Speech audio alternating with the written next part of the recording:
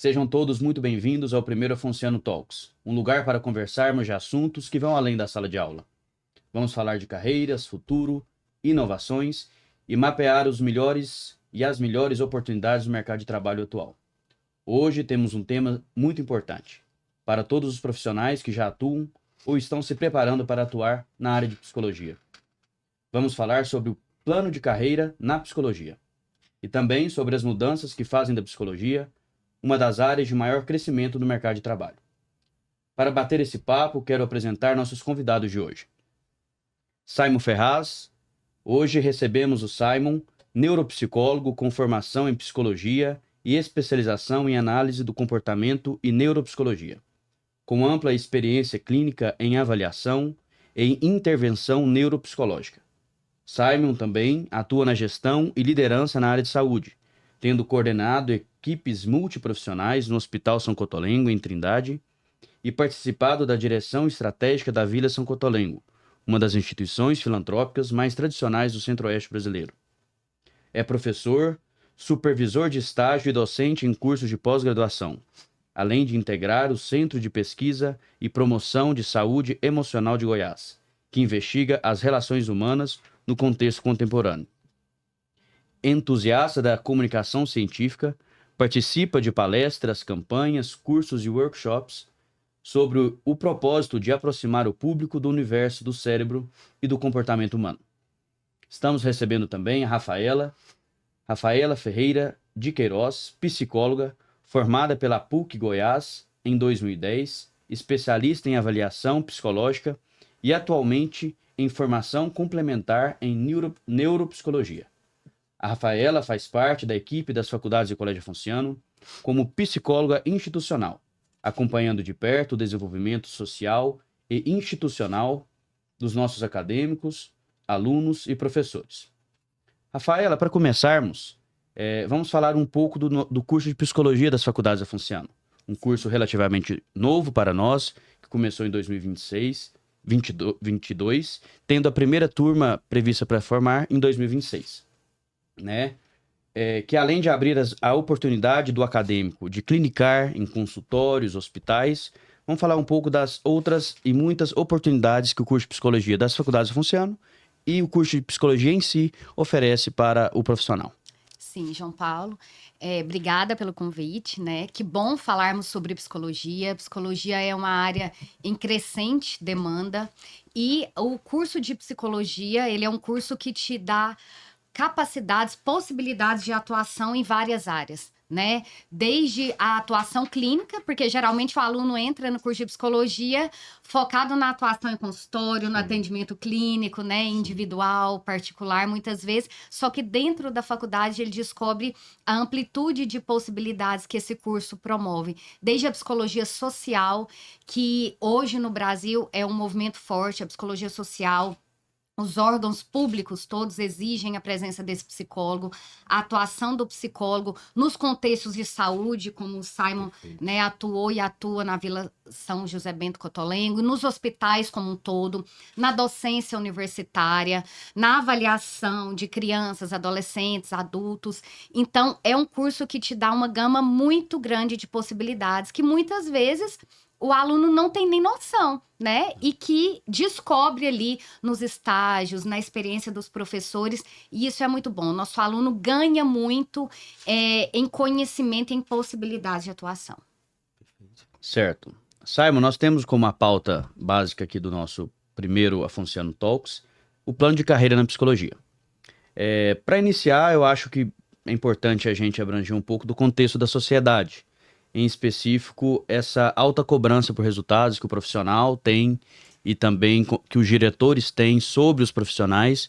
Então, queria que a gente abrangesse um pouco essa questão no sentido de até que ponto essa alta cobrança por resultados é saudável e a influência disso na parte psicológica, né, do profissional que está iniciando no mercado de trabalho e a que ponto ele tem que trabalhar isso nele para não afetar a parte psicológica dele, né? Certinho, bom dia, olá a todos, bom dia, boa tarde, boa noite, né, para quem vai assistir aí em qualquer horário do dia. Obrigado, João Paulo, pelo convite, Faculdade Afonciana, Rafaela, uma grande parceira aqui também de discussão de caso clínico, né?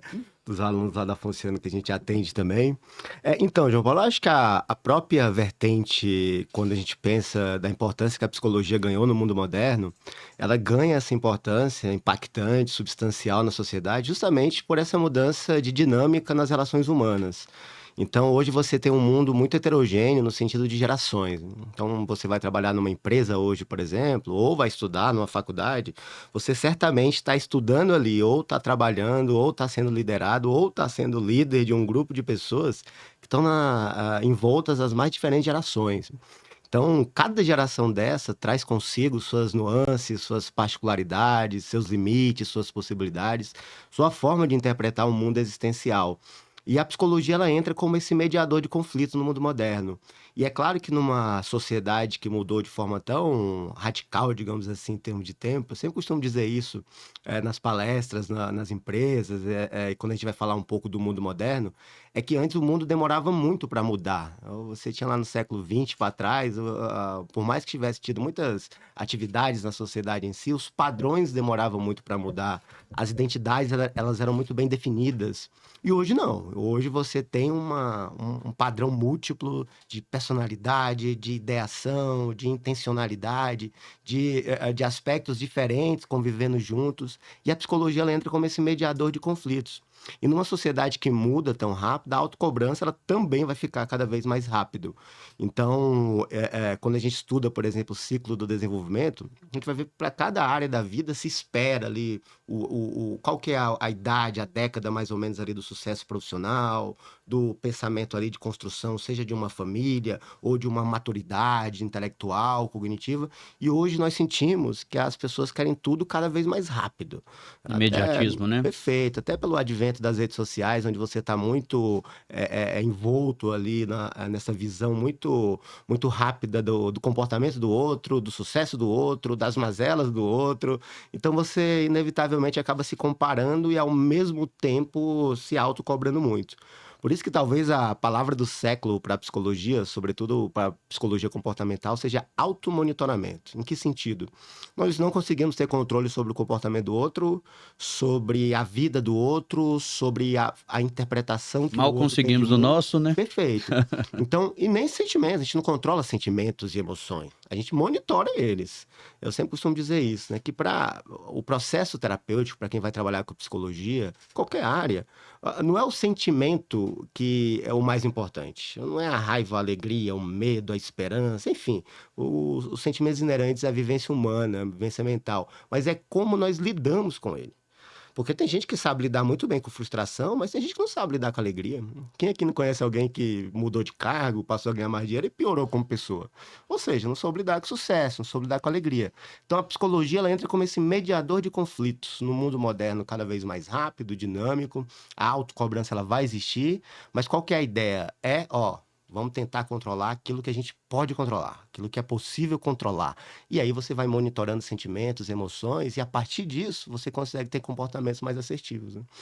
Isso nos leva aí a palavra cansaço, exaustão, e uma palavra que tá na moda, né, e que eu acho que poucos entendem realmente até o que é quando estão falando, que é burnout. Essa onda que está isso é ligado à exaustão, queria que a Rafaela e vocês nos falassem um pouco, porque muita gente, não, eu estou com burnout. Mas e aí? Até que ponto é, até que ponto não é, né? Como que é essa avaliação e essa autoavaliação, né? Então, João Paulo, em relação ao burnout, é importante a gente deixar claro que o diagnóstico, para que seja efetivo de burnout, esse contexto de exaustão tem que acontecer dentro do ambiente de trabalho, né? Ele tem essa peculiaridade. Então, para eu ter um diagnóstico de que alguém sofre do burnout, esse contexto de exaustão, de estresse, ele tem que ter surgido no ambiente laboral. Então, como o Simon colocou, nós estamos hoje, né, realizando múltiplas tarefas, estando em vários lugares, assumindo vários papéis. E muitas vezes as pessoas têm adoecido pelas mais variadas causas, né? E, às vezes, esse adoecimento explode dentro do trabalho, vamos dizer assim. Mas aí a gente precisa ter cuidado de avaliar se o trabalho foi uma das causas que levaram esse adoecimento ou não. Porque muitas vezes as pessoas trazem para o trabalho as demandas de fora, os adoecimentos, as causas exteriores ao trabalho e não conseguem lidar ali com as exigências do mercado, como você disse. Aí a gente precisa fazer essa diferenciação. Eu não consigo lidar por questões minhas, por uma dificuldade de lidar com os meus sentimentos, com a minha vida lá fora, ou realmente existe um processo de adoecimento dentro do trabalho? Causado pelo trabalho. Causado pelo trabalho, porque para ser burnout tem que ser causado dentro do trabalho. Então a gente precisa primeiro conhecer, né? Qual que é a causa, qual que é o motivo desse adoecimento, como o Simon falou. E muitas pessoas às vezes não sabem nem dizer, né? Com certeza. Muitas pessoas estão adoecidas e não sabem nomear, né? Eu digo sempre, eu tenho até um vídeo no meu Instagram que eu falo, dar nome às coisas. As pessoas falam, eu sinto uma coisa, eu sinto uma angústia, mas a gente precisa ensinar as pessoas a darem nome a esses sentimentos, né? A nomear, a tentar identificar onde surgiram, qual foi o contexto do surgimento, para a gente identificar o motivo do adoecimento e, posteriormente, planejar uma intervenção, né, que seja eficiente. Perfeito. Esse esgotamento causado pelo burnout, como a Rafaela colocou muito bem, que tem que ocorrer dentro do ambiente de trabalho, passa muito por essa excessividade do próprio mundo moderno. E é um grande desafio para as empresas, porque as empresas também precisam ir acompanhando as mudanças do comportamento adaptativo. Ela precisa do profissional, Perfeito, né? exatamente. E, de novo, né, você tem gerações diferentes trabalhando no mesmo setor, às vezes na mesma área, e essa empresa, eu sempre costumo dizer que o líder hoje, se você quiser ser líder no mundo moderno, você tem que exercitar, sair daquilo, da coisa egocintônica, da coisa sua, pessoal, e tentar entender, porque muitas vezes você vai ter numa equipe uma pessoa de 50 anos de idade, que é de uma geração completamente diferente, e essa pessoa de 50 anos, quando a gente estuda lá o processo antropológico das gerações, é muito mais comprometida com o trabalho no sentido que, não, eu tenho que fazer isso, mas eu quero fazer além, eu quero fazer mais. Já quando você pega a geração Z, que já está aí no mercado de trabalho, ela, não, o que é que eu tenho que fazer aqui? É isso e isso. Então, eu vou fazer isso e isso, e eu não quero mais também ficar aqui das 7 às 5 da tarde, porque eu também quero fazer exercício físico, eu também quero ter minha vida social. E, ó, a psicologia não entra no mérito do julgamento se o indivíduo de 50 anos está certo e a geração Z está errada. Isso são mudanças que estão aquém do que a minha geração espera, por exemplo. E não tem como ficar com essa Perfeito. geração só de 50 anos na Perfeito. empresa. Porque- E nem só de 20 dentro da Porque empresa. o da geração Z, ele tem esse comportamento perante o trabalho, porque a interpretação de mundo que ele já desenvolveu é essa. Isso não é bom, não é necessariamente bom ou ruim. É uma nuance da geração dele. E a geração aqui de quem tem 50 anos, eles também têm essa relação com o trabalho, porque eles tiveram essa interpretação construída também de acordo ali com as necessidades, demandas que tinham na sociedade naquela época. Então a empresa, ela precisa achar uma forma de mediar isso. Por isso que as empresas têm, né, seus valores, suas missões. Por quê? Ó, você é diferente, vocês vieram de épocas diferentes, mas a empresa tem uma missão. Então, os dois precisam ir juntos para cumprir essa missão. Agora, quem está ali na autoridade do processo, na liderança, precisa ter essa habilidade de tentar entender como que essa interpreta o mundo. Porque assim, eu sempre costumo dizer, comunicação não é aquilo que você fala, é o que o outro ouve. Então, aquilo que sai da sua boca como comunicação, esse aqui vai entender de um jeito, esse aqui vai entender de outro. Então tem que ter habilidade para tentar entender qual que é a relação que esse tem com o trabalho, sem entrar no julgamento, no juízo de valor, enfim, mas tentar construir um caminho voltado ali para que os dois andem ali de uma forma juntas, linear, visando construir ali as missões, valores daquela empresa. Então, nós temos visto aí que tem havido uma mudança, né? A percepção das pessoas em relação à terapia. A Rafaela sabe, lá na escola, quando nós iniciamos, né, o atendimento psicológico, né, os alunos tinham um receio gigantesco de procurá-la, um receio gigantesco de procurar a coordenação pedagógica, falando que eles precisavam e que gostariam de falar com a psicóloga. Não conversavam com ela no pátio, não conversavam com ela no recreio, com esse receio das pessoas verem eles conversando com a psicóloga. Muitas vezes o aluno sumia, a gente vai, cadê esse menino? Não tá no banheiro, não tá no pátio, não tá na sala. Ele estava na psicóloga, mas ele não queria que ninguém soubesse, não dividia com os colegas que eles estavam indo até a psicóloga. E agora a gente vê que é uma coisa rotineira para eles.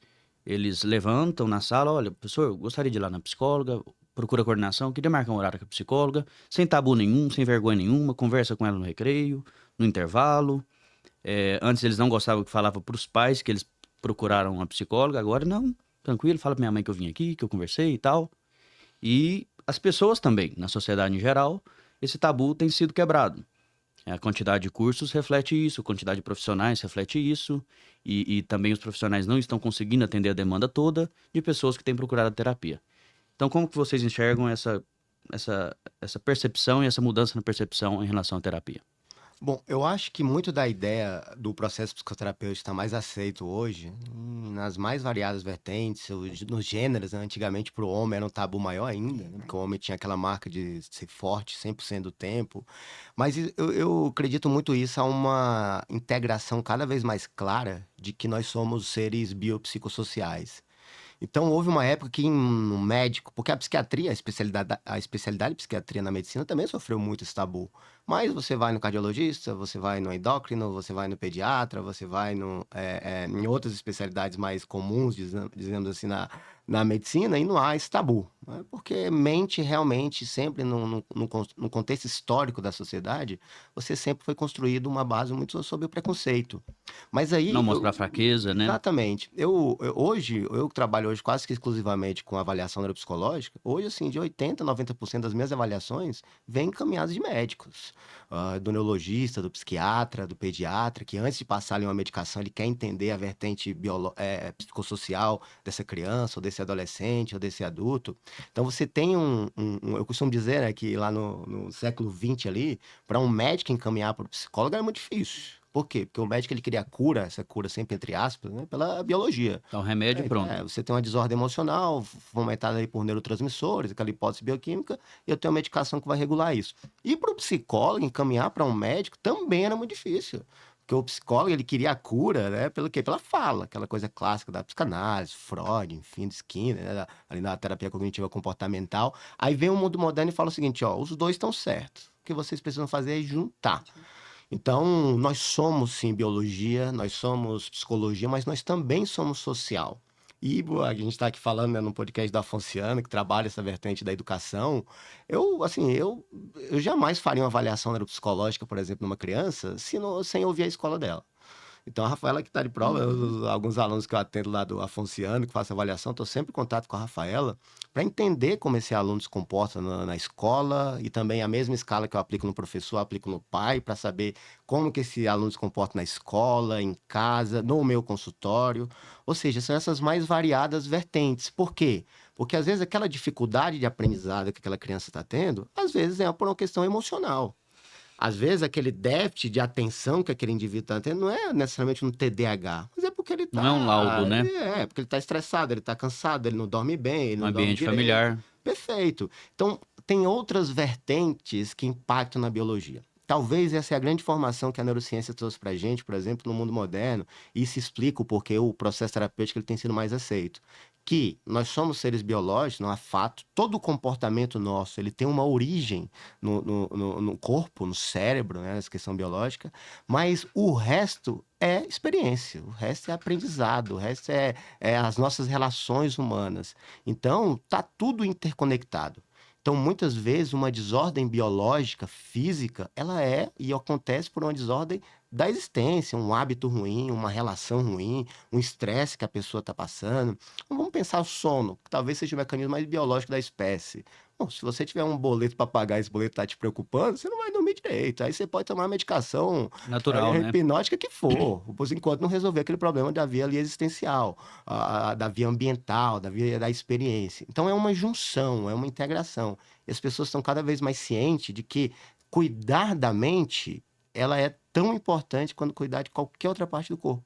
Porque essa biologia corporal, física, ela é a todo momento impactada pelas nossas experiências aqui fora. E vice-versa.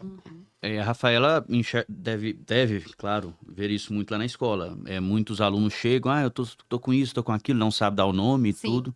E quando vai tendo diálogo, a gente vê que é muito mais do que isso, e realmente não é questão de laudo nem nada. A grande maioria realmente são as questões dela, da família, do ambiente, da casa, que impactam em tudo, né? assim, e o psicólogo, ele tem essa possibilidade de ajudar, não, porque ele não vai, o psicólogo não vai trazer a resposta pronta, né, para o paciente, mas ele tem essa E nem na primeira possibilidade, consulta. de jeito nenhum, de ajudar ele a descobrir, né, quais são as minhas desordens, quais são as minhas dificuldades, onde que está surgindo esse sentimento, essa angústia, essa ansiedade, quais são os gatilhos para esse sentimento. Muitas vezes a gente vê adolescentes com alguns ganhos secundários em relação à ansiedade, à crise de ansiedade, por exemplo, antes das provas, né? Eles instalam muitas vezes esse comportamento ali meio que por fuga. Então, o psicólogo, ele tem essa responsabilidade, essa possibilidade de ajudar a entender, né? E nesse contexto que você trouxe, João Paulo, do aumento da procura, a gente não pode deixar de falar do pós-pandemia, que a pandemia ela foi assim uma porta aberta para que as pessoas parassem e olhassem para a saúde mental, né? O Simon disse muito bem que pensava-se no homem como um ser biológico. Hoje, um pós-pandemia, as pessoas já têm muito mais a noção do impacto da saúde mental no funcionamento do ser humano e no funcionamento da sociedade como um todo, porque se o ser humano funciona bem, né, ele funciona bem nos lugares e nos papéis que ele exerce. Então, o pós-pandemia trouxe essa valorização para o cuidado com a saúde mental.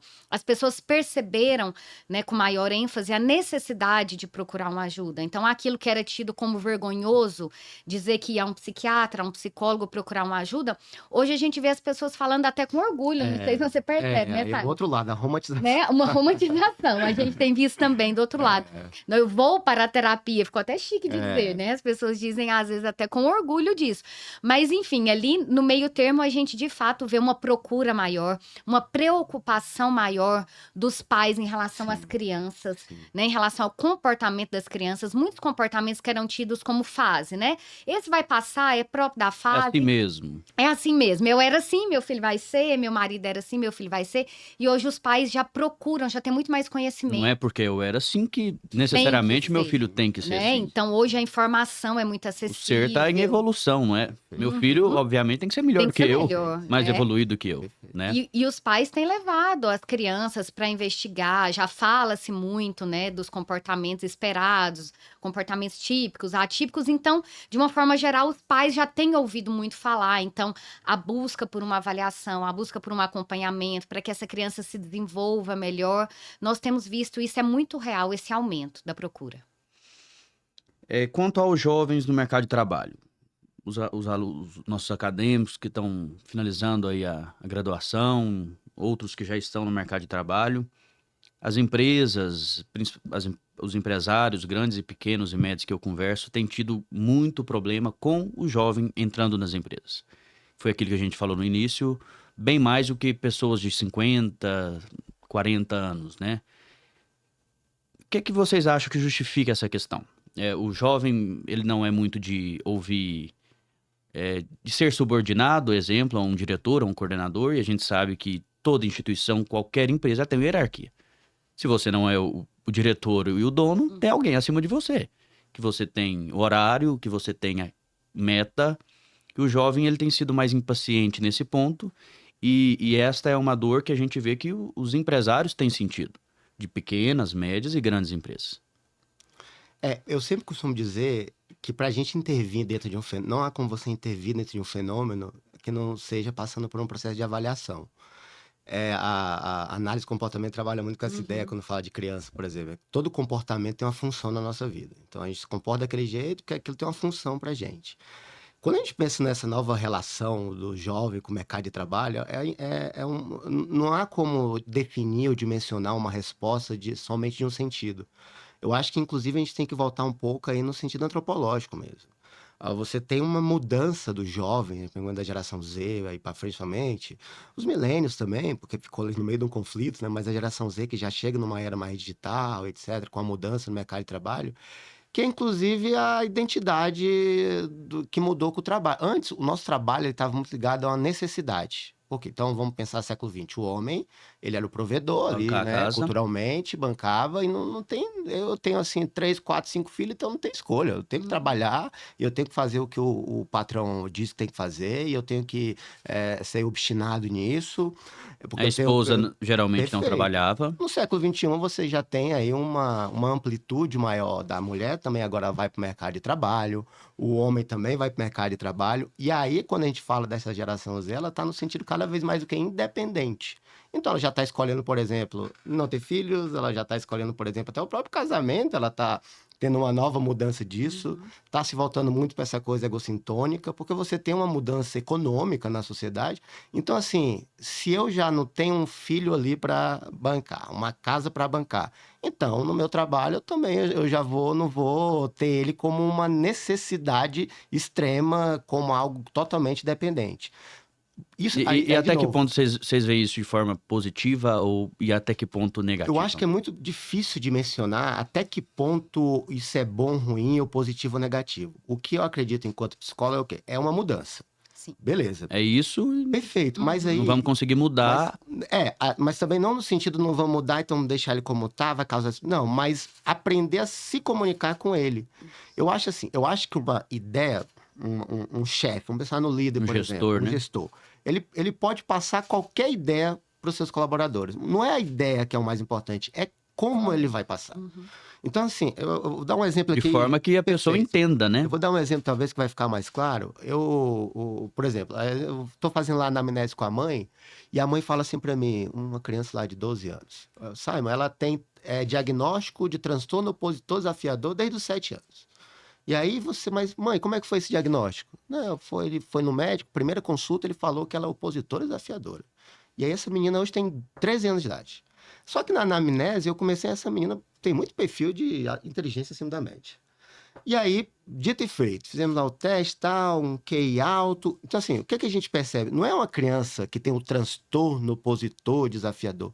É uma criança mais inteligente. Então, se ela é mais inteligente, ela é o quê? Mais argumentativa. Então, se ela é mais argumentativa, não é que ela é opositora. É porque ela, por exemplo, não, eu vou obedecer o que você está falando, mas me explica o porquê que eu tenho que fazer. Aí o pai tem uma escolha, e aí a gente pode até abstrair isso para as empresas. O pai pode falar, não, mas aqui nessa casa quem manda sou eu, porque eu aprendi que meu pai dizia que é o homem que manda na casa e menino é menino. Você só ouve quando você tiver 18 anos. Então ela vai se Na hora que você opor pagar a suas isso. contas, você Exato, mas então, vem mas falar aí isso alguma vai gerar coisa. nela o quê? Um comportamento opositor do tipo, não, mas eu quero argumentar, eu sei. E se o pai mudar a ordem? Não, filha, você precisa fazer isso porque é importante para você, porque isso vai mostrar que você tem mais responsabilidade, isso vai te ajudar melhor na organização. Pronto, vai lá e faz. Eu dei a mesma ideia para ela, só que eu mudei o meu discurso. Então, a empresa, o gestor, ele também precisa modificar esse discurso. Porque não adianta, tá? Essa relação cérebro e comportamento, cognição, não adianta você chegar para a geração atual, o vô, né, e falar assim: impor. nossa, mas a sua geração é tão mimizenta, a minha geração passou pela guerra. Ô vô, o problema é seu. Então, assim, não tem como eu criar uma resiliência de quem passou pela guerra se eu não passei por uma guerra. Então, se eu não passei por uma guerra... Livro não vai ensinar isso. Exatamente. É tipo eu chegar lá numa sala de graduação, lá, num curso de psicologia, que tá cheio de jovens de 18, 20 anos, e entrar num julgamento crítico. Nossa, para vocês é muito fácil. Na minha época, eu tinha que ir para a biblioteca se eu quiser. Professor, o problema é seu. Se hoje eu tenho um livro aqui, eu posso ver deitado, para que eu vou lá na biblioteca? É isso, tá certo. Então, como que eu posso querer passar uma ideia de responsabilidade, de maturidade, de hierarquia...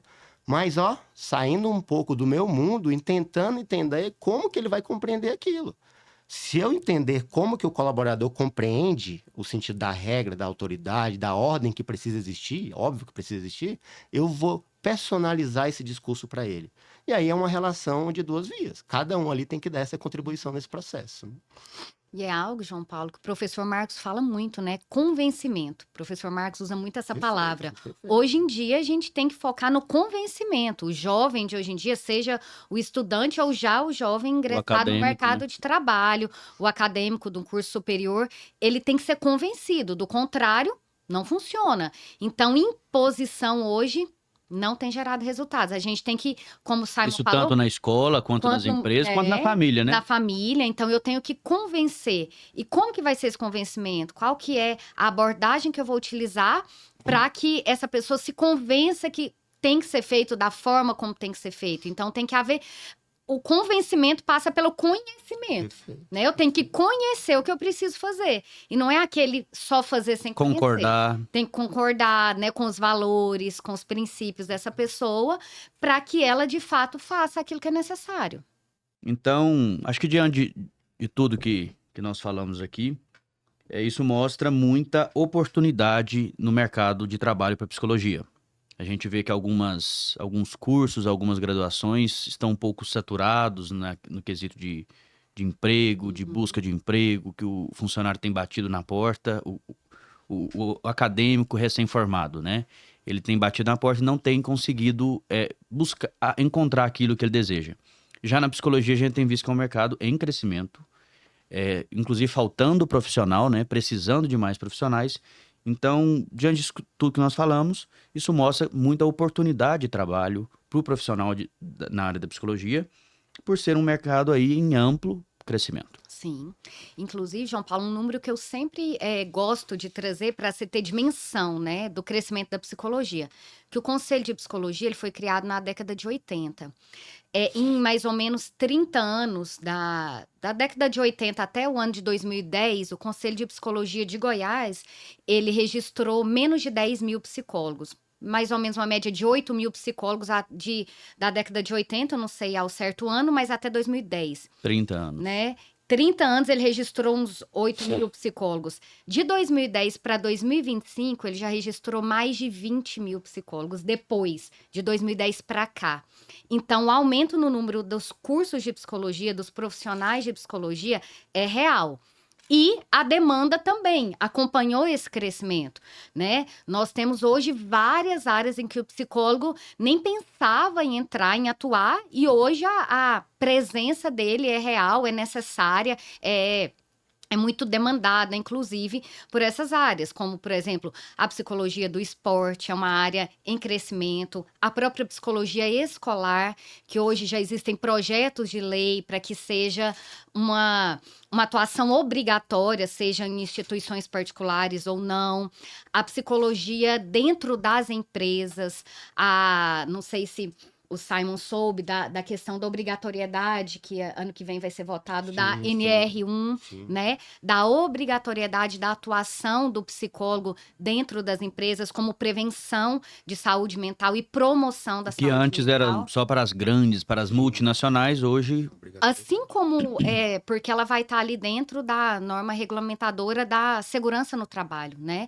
Então, a psicologia já entrou nesse campo também, é algo que já é praticamente uma conquista, que as empresas têm essa necessidade, obrigatoriedade de fornecer esse acompanhamento, essa supervisão da questão de saúde mental do colaborador. Então, a psicologia hoje está em lugares que antes não eram nem pensados e trazendo resultados muito bons, né? O que faz com que cresça cada vez mais. Porque hoje entende-se que uma pessoa com saúde mental cuidada, uma pessoa que se preocupa com isso, é uma pessoa que flui mais, uma pessoa que trabalha mais, que entrega mais, vamos dizer assim. Então, ter hoje o cuidado com saúde mental, seja na empresa, seja na escola, a gente vai ter uma promoção de saúde que vai levar a resultados melhores também. Então, muitas empresas, às vezes, não vão nem contratar só pela obrigatoriedade. Muitas sim. Pela mas necessidade. Vão ver a necessidade e a melhora na entrega do colaborador também. Nós estamos com... Já quantos anos que nós estamos com a atuação na psicologia com os alunos do colégio e na faculdade? 4 anos. 4 anos, né? E a gente vê muito isso, que o aluno ele pode ser inteligente o tanto que ele for, ter, inclusive, QIs mais elevados, né? Mas se a parte psicológica dele não tiver boa, ele talvez vai render muito menos, talvez não, ele vai render muito menos que um aluno mediano ou até um aluno mais fraco. Esse aluno mediano fraco, ele pode ser muito melhor do que esse que tem ser mais inteligente, que tem o QI maior, justamente se o psicológico de um estiver melhor do que o do outro, né? Mais tratado, com mais autoconhecimento, falando né? do mercado de trabalho, tem sido uma preferência hoje das empresas. A psicologia organizacional. Não tipo, doutorado. Tá, você tem um doutorado, mas você não sabe se comunicar. Você não mais tem introspectivo. Você não lida com os outros. Então, eu vou pegar o que tem só especialista aqui, mas ele vai me dar menos. Então, vou te contratar pelo doutorado, mas eu te demito pelo comportamento. Então, Tem até um estudo que mostrou isso, né? Que as pessoas têm sido contratadas pela capacitação sim. acadêmica, mas o número de demissões por falta de uma habilidade social é enorme. Sim. E até falando para o acadêmico, eu acho importante, o acadêmico ele tem que entender que ele também precisa se preparar além da formação. A faculdade, ela é um mediador para esse acadêmico, né? Porque às vezes a gente também culpa muito tudo o outro, né? Porque é o outro, a culpa é do outro, a culpa é do outro, a culpa é da formação e É tal. o professor. Mas e o quanto que eu estou empreendendo essas ações? Porque existe um mecanismo para você ser um bom profissional que está além do que aquilo, inclusive, você aprende na faculdade. Uma profissão como a psicologia não é só a técnica que você tem que dominar. Você pode dominar, pode ser doutor naquela técnica, mas se você não souber comunicar essa técnica para o teu paciente, para aquela família, para aquele indivíduo que você está lidando, de nada adianta. Então tem que empreender ações também para buscar esse desenvolvimento além. De vez em quando sai aí no Instagram alguma polêmica política do tipo, a enfermagem agora vai fazer aba. Aí o psicólogo entra em desespero. Mas agora isso tem que ser só nosso. Amigo, seja bom. Se você for bom no que faz, não importa quem vai fazer, as pessoas vão continuar te procurando. Como a odontologia entrou para estética, Isso, nesse sentido, né? Então, se você for bom no que você faz, não importa quem vai fazer aquilo também, as pessoas vão te procurar. Então, é uma coisa que também depende muito do indivíduo, da formação que ele busca, de ir além da técnica, do conhecimento teórico. Ele tem que desenvolver habilidades sociais, habilidade de comunicação, tem que desenvolver esse processo de resiliência, ainda mais as novas gerações, de aprender a separar o que é dele, o que é dele enquanto profissional. Entender que quando ele põe lá o jalequinho dele de psicóloga, eu participei lá da entrega de jaleco da Fonciano, né? Do curso de psicologia, ele tá ali um profissional. Então, ele tá ofertando um serviço, um trabalho, então ele tem que ter essa responsabilidade de saber separar o que é dele, pessoal, e o que tem que ser dele, profissional. E isso nem sempre a gente vai aprender na faculdade, não é obrigação da faculdade ensinar isso. Aliás, claro que a gente estuda ética, etc., mas também é uma questão de maturidade, de entender, de ter essa entrega. Então tem que ter essa busca além da É técnica. função da faculdade, mas ela não consegue entregar Exatamente. isso. Porque você também tem que continuar Ter o seu desenvolvimento passado, né? disso, Sua história, né? Claro. Desenvolver essa resiliência também, né? Então, essa ampliação dos psicólogos no mercado de trabalho, isso nos mostra que o curso de psicologia é um curso que claro, a pessoa ela tem que ter o tino, né, para a área e tudo, mas é um curso que a pessoa, fazendo um curso bem feito, escolhendo uma boa universidade, se preparando durante a universidade, também se né, preparando nesse sentido, é um curso que vai trazer muito resultado e sucesso para as pessoas e para quem está dentro das universidades hoje. Sem dúvida. A psicologia ela é tão ampla, a atuação dela, que até hoje não se definiu de qual área a psicologia é. Humanas, Psicologia é uma área saúde. da saúde, de humanas, das empresas, da educação. Ela está em Princípio tudo. de humanas, né? Exatamente, mas ela está em todos. Ela está inserida em todos os aspectos. A princípio de humanas e hoje tem caminhado para ser Com dessa certeza. área da Veja, saúde. a né? neuropsicologia, que hoje é uma área muito forte, ela está inserida num meio biológico. O cérebro é algo biológico, sempre foi biológico, sempre foi de estudo da área da medicina, da biologia, da farmácia, enfim. Hoje você não, esse cérebro é impactado pelas experiências, pela existência. Então, assim, a psicologia ela está inserida em todos os âmbitos. Então, o aluno que sai formado, ele sai com essa perspectiva muito ampla.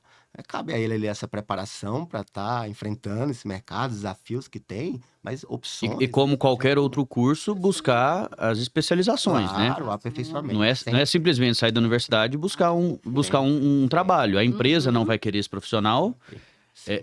Talvez para clinicar ele vai conseguir naquele princípio, mas o próprio mercado vai separando, né? Aqueles na questão da especialização, né? A especialização e a busca pessoal, né? Como o Simon falou, mais do que os cursos de especialização, aquele profissional que busca compreender o ser humano como um todo, aquele profissional que busca se aprimorar, que busca separar o que é dele, o que é profissional, que está em constante crescimento.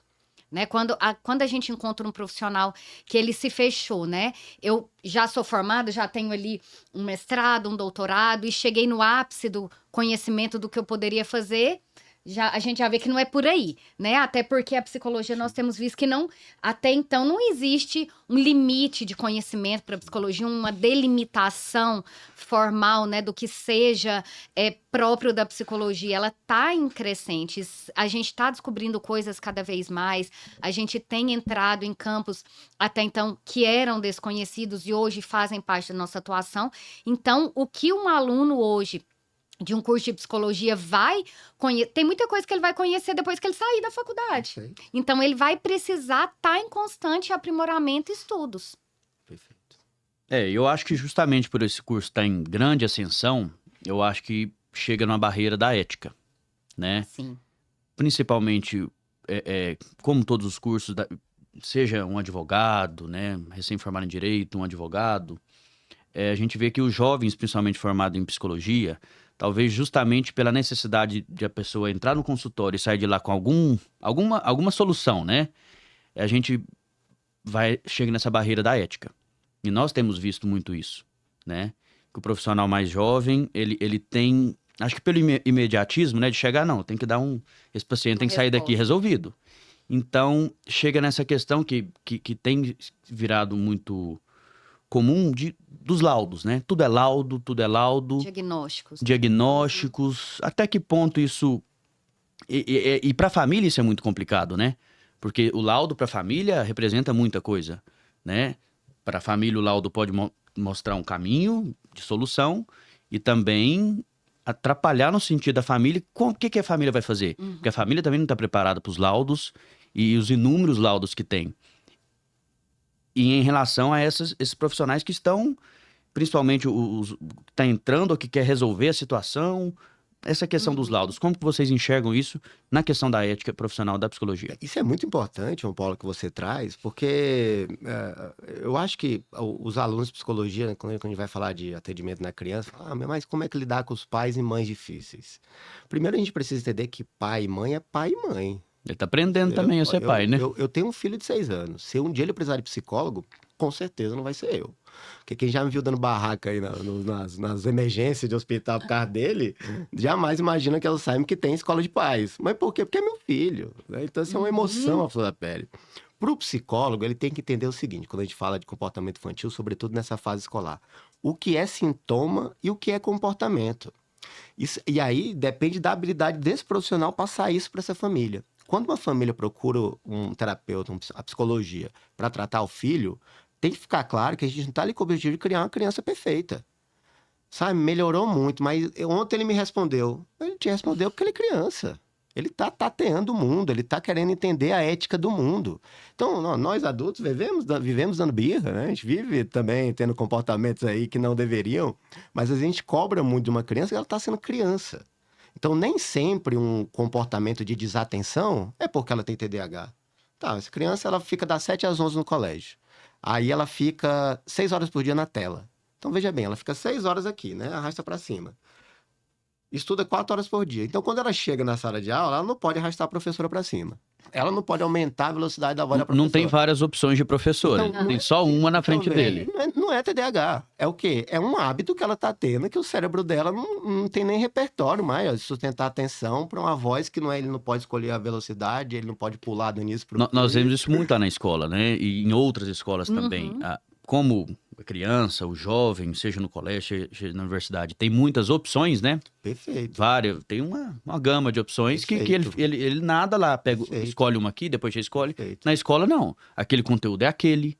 Não tem como ele acelerar o conteúdo em duas vezes para o conteúdo terminar logo. logo. O profissional que está fazendo essa avaliação de não dar um diagnóstico baseado somente em resultado de teste ou somente em relato expresso ali, muitas vezes, dos pais. Porque o relato expresso do pai está envolto de uma emoção, de uma catatimia. Então, o profissional ele tem que ter essa mensuração de, beleza, por que essa criança se comporta assim? Ela é desatenta de fato porque ela tem um TDAH ou não? Ela é desatenta porque ela tem esse tipo de estímulo durante 6 horas por dia Na escola é outro tipo de estímulo. 4 horas da escola não vai fazer Perfeito, milagre, né? Perfeito. Então, assim, é preciso entender o que é comportamento esperado do desenvolvimento infantil.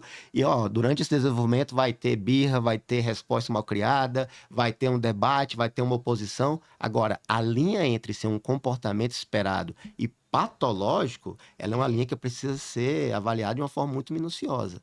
Por isso que psicólogo precisa se entregar ao outro, ao mundo do outro, porque são muitas vertentes que podem modificar e alterar a mente humana, né?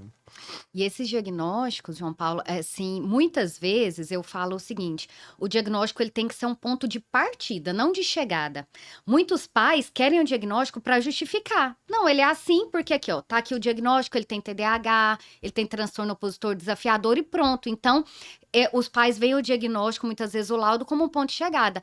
O problema está resolvido. Nós descobrimos que a criança é assim porque tem esse diagnóstico. Mas tem que ser um ponto de O partida. que a família tem que fazer a que partir eu de vou agora? fazer a partir desse diagnóstico, né? Então, muitas vezes, aquilo que poderia ser para mim uma possibilidade de intervenção, de compreensão dessa criança, se torna um rótulo. E isso é muito perigoso. Aquela criança fica rotulada. Ah, ele tem TDAH, então, às vezes, muitos profissionais da educação, né, limitam aquela criança. Ele só vai chegar até tal ponto, ele não vai atingir as expectativas que um aluno que não tem esse rótulo vai atingir. Então, a questão do diagnóstico também, Simon, não sei se você concorda comigo, a gente tem que tomar cuidado com esse rotular, né? Com o diagnóstico ser um ponto de chegada e pronto, não fazer nada a partir daquilo. Então, essa compreensão da criança como um todo, do adolescente como um todo, é a função do psicólogo do mostrar para a família, né? Mostrar para a família, porque muitas vezes é muito mais fácil para a família justificar do que mudar a sua rotina em casa, do que se a gente adequar. tem visto que muitas famílias recebem o laudo, o diagnóstico, E e era o que ele queria que o psicólogo... Não, eu já tenho papel. Pronto. Nunca mais ele volta. E chega, exemplo, a escola procura a família, olha, seu filho tá mantendo tal comportamento. Não, mas ele tem laudo. Pronto. Isso é muito Pronto. importante, João Paulo, porque... Como se só o laudo resolvesse. E é como a Rafaela falou, quando você o diagnóstico ele é a resposta que a gente precisava. Ó, seu filho ele é assim porque ele tem essa dificuldade. De por causa agora pra disso. frente, Agora, o que é mais importante nisso? Porque, veja bem, vamos pensar numa reabilitação, seja do autista, do TDAH.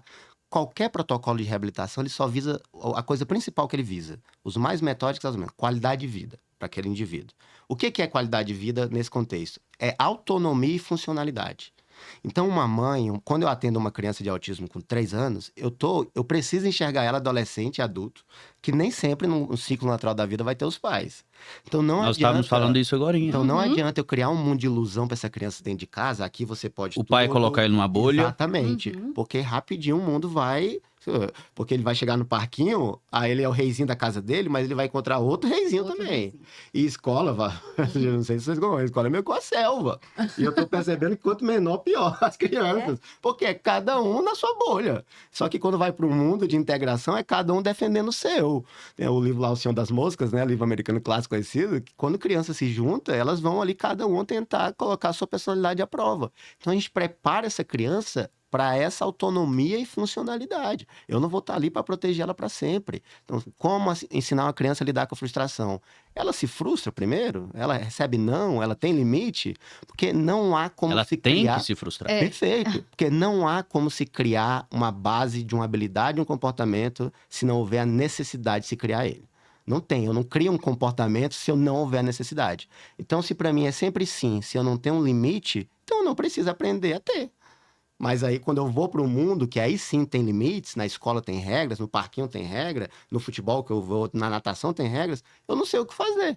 Não é porque o meu caráter, eu sou uma criança custosa, é porque eu não tenho repertório, ninguém tá me dando, ninguém tá me mostrando. Pode dar mais dificuldade para a família. Olha, meu filho tem um TDAH, mas mesmo assim, ele não Sim. pode sair batendo em todo mundo. Claro, Ele não pode sair cuspindo claro, em todo mundo. claro. O diagnóstico não é Não. limitante.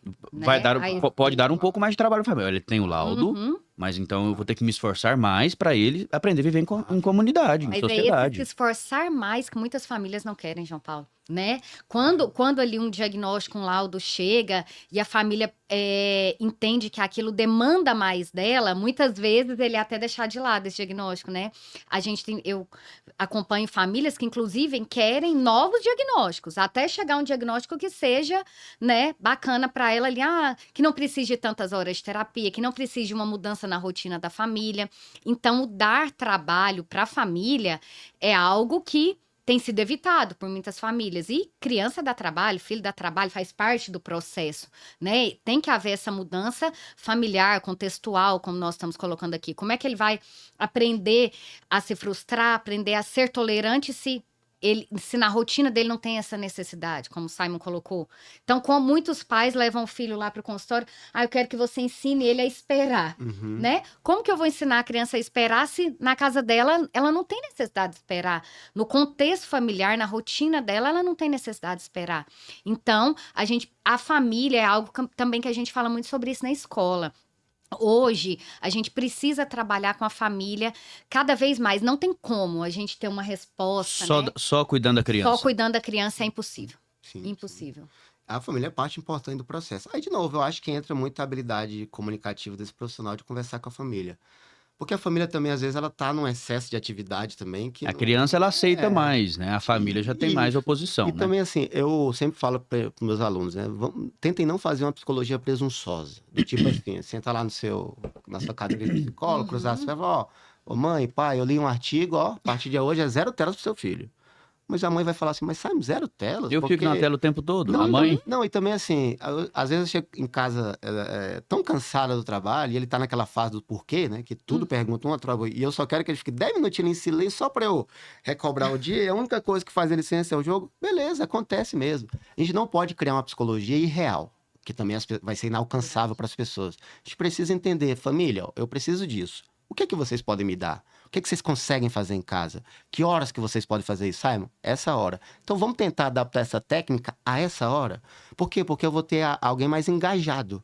Porque se eu criasse tudo baseado no meu mundo aqui, sem conhecer a rotina dessa família, como que funciona, tem família que a mãe tem babá. Tem família que é só a mãe, ela não tem rede de apoio. E tem meu filho e os boletos para pagar, então preciso trabalhar também. Aí minha mãe tá idosa, é aquela frase do John Lennon, né? A vida é aquilo que acontece enquanto a gente está fazendo outros planos. Então eu tô aqui no tratamento do meu filho, mas tem minha mãe que tá doente, tem os boletos para pagar. Sim. Então a gente precisa entender o limite de possibilidade de cada família, de cada pessoa, para entregar ali algo que seja fidedigno. E eu me lembro, né, essa sua fala me trouxe uma lembrança que eu falei, inclusive, já com algumas turmas de psicologia sobre essa questão da presunção, né? Muitos profissionais formam com essa ideia, vou chegar no meu consultório, vou sentar na minha cadeira, né, vai ter um divã muito bonito e que a psicologia você vai lidar de forma tudo muito bonita, muito utópica, muito romantizada. E nós precisamos compreender essa realidade do outro. Quando o psicólogo desce desse lugar, né, de detentor da verdade, começa a compreender a realidade do outro, a possibilidade de um engajamento nesse tratamento e a mudança é muito mais real. A gente vê que junto com esse aumento na quantidade de profissionais de psicologia e nessa cada dia mais necessidade do profissional de psicologia em várias áreas da sociedade, esse aumento na atuação dos psicólogos, a gente vê que, coincidentemente com isso, teve um aumento gigantesco nos laudos, que é o que a gente falou. A pergunta que os leigos todos fazem, os laudos aumentaram ou sempre tiveram os transtornos e agora que está se dando nome aos bois, como se diz os antigos, né? Eu acho que é um pouco de tudo. Houve um aumento substancial porque nós aprendemos a nomear, a entender e avaliar melhor. Mas também tem muito diagnóstico errado, isso não é um fato. Outro dia saiu um estudo. Aonde vai na barreira da ética que nós falamos, né? Hoje saiu um estudo da USP. Eles pegaram um grupo de pessoas com diagnóstico de TDAH e 90% eles chegaram à conclusão que estava errado o diagnóstico de TDAH. Então eu acho que é um pouco de tudo, mas que o aumento ele é explicado em termos científicos e de literatura pela forma que a gente aprendeu a diagnosticar melhor. Ou você pega o autismo, por exemplo, desde 2013, com o DSM, ele falou transtorno do espectro do autismo. Então, só em você virar um espectro, já aumenta muito ali a possibilidade de tempo de quantidade. E aí você também tem muitos diagnósticos errados, você tem diagnósticos feitos depois de primeira sessão, tem todo um problema de Que é muito política difícil pública, chegar aí Uhum. de forma Sim. rápida, né, a um diagnóstico. É muito complexo, porque são muitas variáveis, né? Então, assim, acho que tem um pouco de tudo, mas realmente essa é uma preocupação que eu tenho muito quando eu penso na escola, por exemplo. Porque antes, muitas crianças saíram da escola como burras, como desatentas, como desastradas, como não queria nada com nada, e podia, de fato, ter um transtorno que ali não era nomeado. Então, fica essa marca nela, por exemplo. Então, hoje, eu sempre tento ver esse lado, e eu trabalho muito com a escola, eu tento ser muito parceiro assim, da escola. Tipo, ela tem dificuldade em matemática ou dificuldade de aprender, mas é uma criança extremamente comunicativa. Então, vamos tentar ali ter um cuidado de Compensar. como a gente vai colocar essa dificuldade para ela, sem nomear ou sem achar que ela é menor que os outros, porque ela tem uma baita habilidade aqui, mas quantos não saíram se sentindo burros da escola porque não Uhum. eram bons em matemática, mas eram muito bons com arte, com comunicação, ou tanto comunicação é importante hoje em dia. Então, assim, é tentar achar um equilíbrio, tentar achar um meio termo. Nos psicodiagnósticos também. E aí tem que ter essa educação com a sociedade, que um diagnóstico, ele não pode ser um amuleto na nossa vida, ele é uma resposta. É só para isso que serve o diagnóstico. É só para dizer, ó, essa é a resposta. E aí a gente chega Agora, na questão da necessidade de cada dia ter mais especialista, né? perfeito, Não uma com coisa certeza. ampla, porque senão todo mundo tem Perfeito, 4, 5 Uhum. laudos perfeito. Sim. Aí entra a importância desse profissional que está formando de psicólogo. especializar. Exatamente, de estar se especializando, se preparando sempre. Uhum. É, a gente vê que em todas as áreas também, seja da saúde, de humanas e tudo, que o profissional da psicologia, ele chega na barreira também da gestão do seu consultório, da gestão, claro que a psicologia hoje não é só consultório, ela pode estar atendendo em muitas situações, ela faz a sua própria agenda, né? Que nós estávamos até falando sobre isso esses dias, da necessidade do profissional aprender e entender um pouco de gestão, né? Porque ele em si é autônomo, né? Então ele precisa ter esse conhecimento, mesmo que mínimo, de gestão, de gerir o seu próprio negócio e tratar também da sua atuação como psicólogo como um negócio, né? Sim. Claro, buscando sua especialização, estudando, que demanda tempo e tudo mais, mas ele também está gerindo o seu próprio negócio, né? Essa questão da gestão é um ponto importantíssimo, eu vejo, para todos os cursos, na verdade, né? Todos os profissionais. Hoje a gente vê uma crescente de profissionais trabalhando de forma autônoma, né? Criando seu próprio CNPJ e atuando como prestador de serviço. A psicologia tem passado também por essa transição. Então, muitos psicólogos atuando como prestadores de serviço, ao invés de estar preso a um contrato, a um concurso, e com certeza traz a necessidade dessa de gestão, de empreendedorismo, né? O Simon tem hoje a sua própria clínica. A gente sabe que é uma necessidade acompanhar esse mercado nesse sentido. Até para uma formação de novos psicólogos, como nós falamos. O psicólogo que chega em um nível de profissionalismo, em um nível de atuação já que pode passar esse conhecimento, né? Como é o caso do nosso colega que dá cursos, que ministra palestras. Então, eu acho que ele pode até falar melhor para nós sobre essa questão da gestão e do empreendedorismo dentro da psicologia. A relação nossa com o dinheiro, ela sempre foi falha no Brasil, de maneira geral, né? Sempre foi até um tabu falar de dinheiro. Uhum. E o Afonciano, por exemplo, faz um trabalho legal de educação financeira com as crianças, né? Eu percebo que a própria Sim. Vila já foi ali beneficiada em Uhum. alguns desses projetos. Sim. Porque aí é uma dessas habilidades que o estudante ele tem que construir até fora da faculdade, porque não é muito foco, né? Então ele tem que buscar um conhecimento desse manejo melhor do dinheiro. E eu acho que já sou de uma geração que tem até essa dificuldade dessa educação financeira. O que é do consultório, o que é o gasto pessoal, o que é o gasto do consultório. E aí não tem jeito. A gente tem que buscar esse conhecimento maior. Porque eu confesso que não é uma veia forte minha, por exemplo, esse manejo financeiro. Mas assim, eu preciso buscar esse conhecimento. Não é o meu forte, mas eu preciso estudar, entender sobre. Hoje tem muitas possibilidades. Eu acho que a psicologia, por muito tempo, ela ficou meio como uma profissão meio coitadinha no sentido que a gente é só Uhum. social. Não. A Exatamente. gente também é uma profissão que pode fomentar. A gente tem até trocado, né, esse nome paciente. Não, paciente é uma coisa mais Uhum. hospitalar, não é um cliente Cliente. nosso. Então não é só ali, de repente, ofertar o processo terapêutico. Qual que é a experiência que tá todo mundo hoje buscando experiência. Tá? Então, assim, quando eu vou buscar um serviço, o que me fideliza naquele serviço é a experiência que eu tenho lá dentro. Então, desde a chegada na recepção, se as pessoas soubessem quanto que uma recepção boa é importante para aquele paciente já se sentir bem. A porta de chegada, né? Perfeito. O processo Uhum. terapêutico ele não começa só ali quando ele senta, não. É toda a recepção, como você recebe ele lá no WhatsApp, se você é muito frio ou não, se você realmente está falando com alguém ali, explicando algo Se para a alguém, pessoa já não passando chega bem, informação. a recepcionista com a cara ruim, Aham. ela Cara, fica eu pior um pouco, tenho né? muito trauma disso. Só o fato, né, do psicólogo sair do consultório, no seu caso de avaliação, e ir até a escola, entrar em contato, conversar com alguém da escola, claro, é isso, a experiência claro. que você proporciona, né? E a psicologia Entendo. realmente, durante muito tempo, ficou como uma profissão coitadinha. As pessoas, eu Sim. percebi, assim, pelo menos eu formada há 14 anos, né? As pessoas tinham medo de pôr preço Sim, no sim, serviço de psicólogo, né? sim. Uma consulta médica vale ali X, mas uma consulta psicológica tem que ser menos da metade, né? O próprio perfeito. profissional da psicologia muitas vezes já tinha essa concepção de que ele era menor, né? E hoje a gente não vê isso mais. Então a gente precisa se adequar. E assumir isso, sair desse coitadismo, desse vitimismo, passa por uma segurança sua. A sua autoridade no teu Exatamente. processo, ele passa por você ter segurança naquilo que você está fazendo. Se Porque se você é inseguro, aí é Mas- qualquer valor Uhum. mesmo. o profissional ele estando gerindo melhor, seja seu consultório, seja sua clínica, seja seus atendimentos externos, ele sabendo gerir isso melhor, ele fica até mais tranquilo para ele poder fazer um Sim. atendimento melhor. Claro. Quem funciona bem mentalmente, se a sua questão financeira tiver uma bagunça, né? Uma desorganização, uma desordem, né? E tem que ter essa autoridade de gestão na formação, por exemplo, né? Uma boa formação para você sair com uma boa estrutura de personalidade para ter iniciativa, para ter autoridade sobre o seu processo. Uma vez eu recebi um elogio de um paciente meu, retornou no médico depois da avaliação, e o médico falou, não, eu gostei dessa avaliação porque foi a primeira vez que eu vi o profissional de psicologia se posicionar. Eu pensei, mas quando o médico encaminha um paciente pra gente, ele quer que a gente se posicione.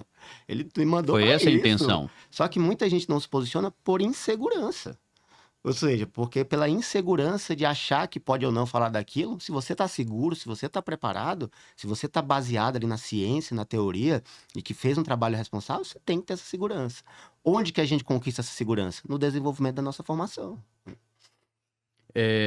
Sobre a expansão do curso de psicologia, né? Antes que era uma clínica, um atendimento ali ou aqui, nas escolas já tinha um pouco mais de tradição, mas não muito, né? A gente vê isso, e somente nas multinacionais. Essa expansão, para os leigos, quais são as áreas da psicologia que talvez não é falado muito, mas que está em expansão? Que vocês enxergam que está em expansão, mas talvez que grande parte da sociedade não conhece ou não sabe que essa é uma área que está em expansão na psicologia.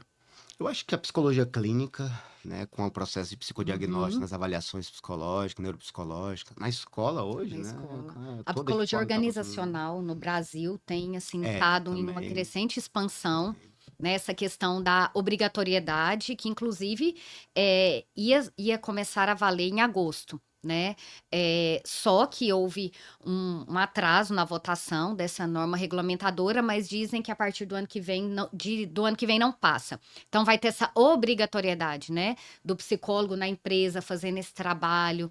Então a psicologia organizacional, com certeza, a psicologia escolar, A jurídica. a jurídica, Hoje né? um juiz, antes de tomar uma decisão, seja de guarda, seja, né, de processos jurídicos, que precisa de uma decisão, ele ouve muito um psicólogo técnico Sim. jurídico ali. Sim, né? e é algo até que sobre a questão que o Simon trouxe do posicionamento, Sim, né? Os sim. juízes, hoje a área da jurídica, ela já quer uma resposta profissional. Sim, Então, sim. assim, muitos psicólogos, eu trabalho também nesse campo de atuação, existe um banco de peritos e aí o juiz determina que um psicólogo vá lá e faça um relatório para ajudá-lo a tomar essa decisão. Então, olha a importância, né? O juiz já se baseia não é na opinião do psicólogo, mas já se baseia no olhar, na construção do relatório pelo psicólogo para tomar uma decisão. Inclusive concurso. Ontem eu li uma notícia que 50% do concurso de magistrado estão sendo reprovados em psicotécnicos. Né? Num estado, não vou lembrar o estado agora, porque passou mais difícil, né, na prova teórica, quando é segurança, passou no físico, mas não passa no psicotécnico. Olha a importância. A saúde mental tá Sim, comprometida. sim. A gente vê que com esse aumento na procura por psicólogos, esse aumento de oferta de cursos de psicologia, Uhum. como tudo na vida, quando se aumenta a oferta, né? Temos de tudo quanto é jeito. Sim. Bons, ruins, com mais responsabilidade, Uhum. outros com menos. E a gente chega na questão da pessoa saber escolher um bom profissional, a gente chega na questão da empresa buscar escolher um bom profissional, justamente por tudo que nós falamos aqui, dessa ética, uns têm, outros não. As faculdades também, umas têm mais responsabilidade em saber que está ofertando um curso de grande relevância, né? E exemplo, laudos errados afetam famílias, afetam a escola. Como que uma pessoa, um comum, pode buscar um bom profissional? Como que ele vai ter essa escolha? O que não é fácil, né? Principalmente se ele não é da área da psicologia, como que ele vai escolher um bom psicólogo, sabendo que tem faculdade de todos os jeitos, e a tendência é ter faculdade de todos os jeitos, né? Porque aumentando a oferta, né? O crivo acaba diminuindo um pouco, né? A gente sabe que essa é a Acho que realidade. hoje o problema tá tão sério que eu diria para essa pessoa procurar primeiro saber se ele tem o CRP. É verdade. Porque a gente está numa Você era tem de um registro. terapeutas sem formação e que às vezes induz a pessoa a achar que ela tem essa formação. Então, buscar lá no site CRP se a pessoa está com CRP ativo. E no próprio processo terapêutico, que tipo de comportamento essa pessoa está tendo. Lembrando sempre que há de se entender que a psicologia ela é uma ciência. Então, o psicólogo ele é alguém que está movido por uma técnica, por uma ciência. Então, o psicólogo não faz juízo de valor, o psicólogo não toma decisão pelas pessoas. O psicólogo está munido de técnicas Não dá comportamentais conselhos, né? baseadas na ciência. Uhum. E aí entender as referências desse profissional, buscar... Hoje, eu acho que a internet proporciona isso. De todo mundo hoje que até tem um Google profissional, por exemplo, então vai ver lá as avaliações desse profissional, buscar essas referências. Se é um né? profissional que parou ali na graduação, ou se é um profissional que foi além, que Perfeito, tem se perfeito. especializado. Eu vejo que na psicologia ainda tem muito da indicação, né? Você conversar com alguém que esteve com esse profissional, que se tratou com esse psicólogo, boca a boca ainda Com é certeza. muito presente, né? Na área da psicologia. Até porque, por exemplo, o médico, quando forma, já tem aquela questão, não, quer procurar um médico um pouco mais velho, um pouco mais com experiência, isso é natural. Na psicologia já é um pouco mais complicado, porque grande parte dos profissionais hoje são profissionais mais jovens, Jovens. né? Já na medicina tem de todas as idades, porque é um curso que já com a tradição Sim. de expansão. A psicologia, como está nessa expansão, hoje a gente vê que grande parte dos profissionais são profissionais mais jovens, né?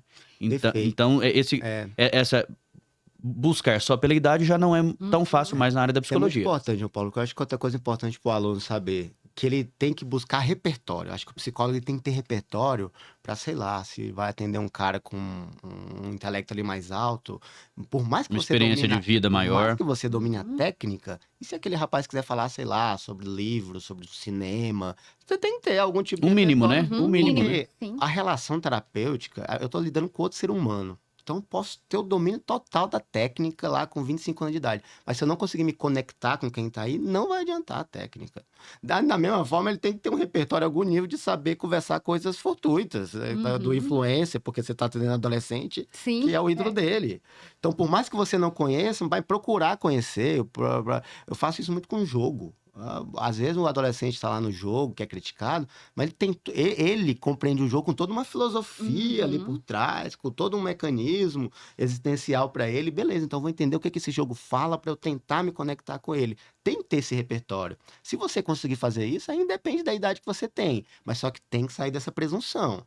De, não, eu sou a autoridade aqui, você vai ser... Eu sou muito bom na técnica, na teoria eu domino tudo, mas ele não sabe conversar de outros assuntos. Exatamente. Perfeito. E psicologia precisa disso. Precisa criar esse vínculo, criar essa experiência ali com o indivíduo. Né? Acho que é isso, né? É isso, ótimo.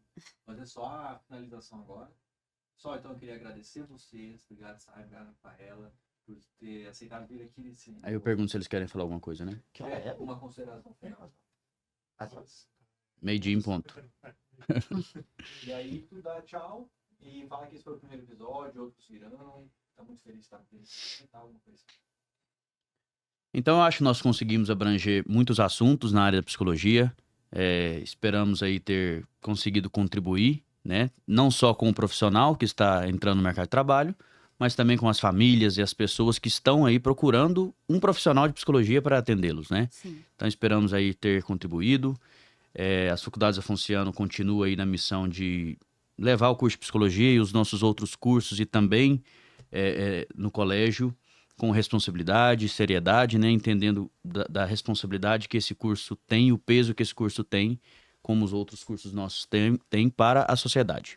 Então agradeço a presença de vocês, a participação desse primeiro Afonciano Talks e esperamos aí seguir com outros podcasts nesse sentido e estou aberto aí a ouvir vocês para finalizar. Eu agradeço, João Paulo. A Faculdade Afonciano tem sido grande parceira aí minha, né? Eu tenho atendido alguns alunos lá, fazendo avaliação, e a escola sempre pronta ali também para entregar as respostas que a gente precisa.